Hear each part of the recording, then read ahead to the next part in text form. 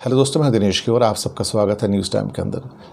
भारत में freedom of expression यानी कि ग्लोबल एक्सप्रेशन रिपोर्ट 2021 रिलीज़ कर दी गई। 161 कंट्रीज़ की रिपोर्ट आई है। आपको यकीन नहीं आएगा कि इंडिया की रैंकिंग उसमें क्या है। ये है 125 इन 161 कंट्रीज़।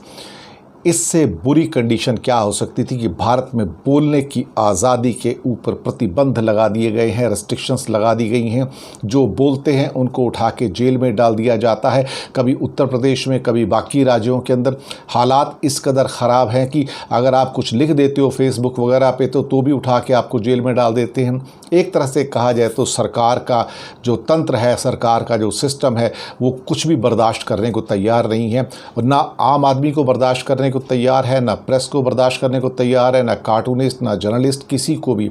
और जो एक्टिविस्ट हैं वो सरकार की आंख में किरकिरी बने हुए हैं। तो सरकार का मकसद सिर्फ तानाशाही है, लोगों को उठा के जेल में डाल देना है।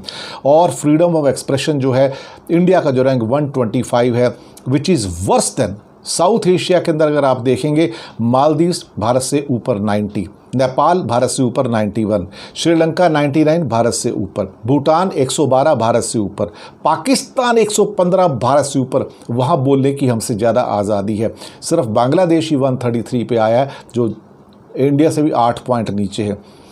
आप सोच सकते हैं कि भारत के अंदर ये हालात किस कदर बदतर हो चुके हैं। हम आपसे बात करते हैं, कई बार हमें डर लगता है कि पता नहीं सरकार हमारे खिलाफ कब एक्शन ले लेगी। ये हालात हैं देश के, और ये ग्लोबल एक्सप्रेशन रिपोर्ट 2021 का रिपोर्ट सारी जो आई है कि इंडिया इज़ 125 इन 161 कंट्रीज़। आप खुद ही अंदाज़ा लगा लीजिए हमारे हाल क्या हैं। धन्यवाद।